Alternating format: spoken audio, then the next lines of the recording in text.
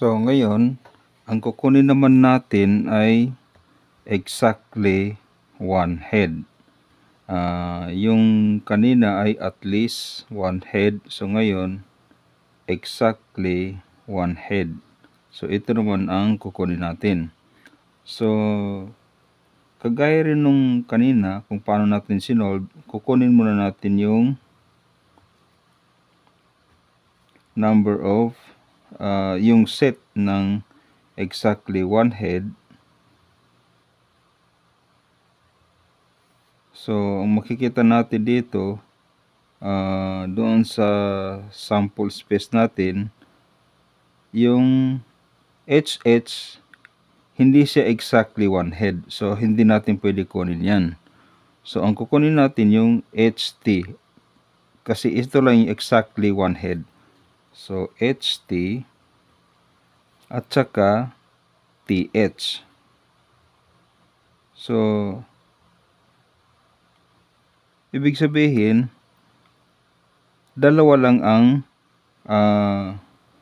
exactly one head na makukuha natin dito sa sample space. So, only 2. Ngayon, ang probability ng exactly one head ay equal to number of exactly one head all over number of sample space.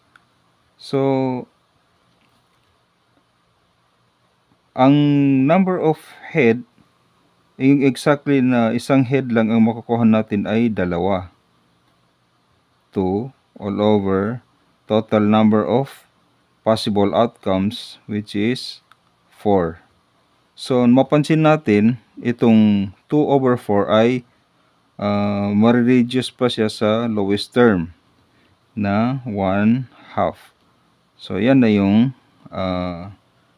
probability of getting exactly one head. So, 1/2 or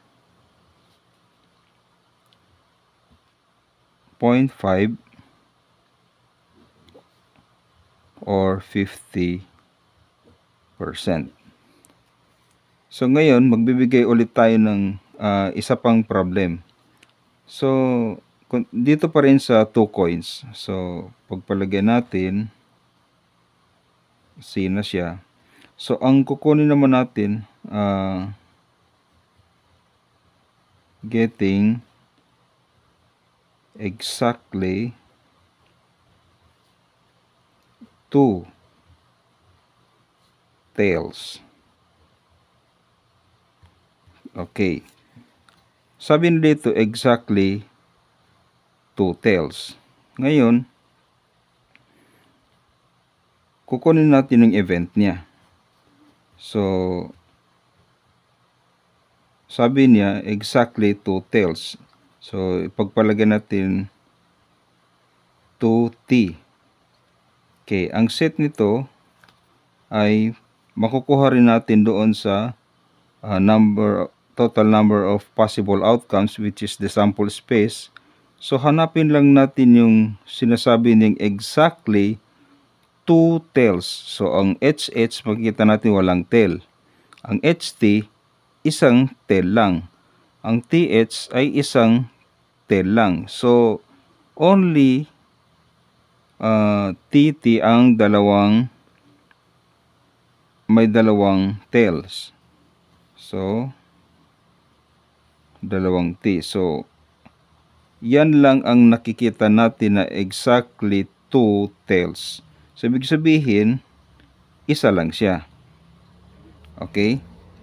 Ngayon, doon sa probability ng getting of exactly 2 tails, okay, ay equal to number of 2 tails all over number of sample space. So, i-substitute lang natin 1 over 4. So, ibig sabihin, ang probability na makuha natin yung exactly 2 tails kapag flip natin yung dalawang coins ay 1/4. Or, pwede natin sabihin 0.25 in decimal form or 25%.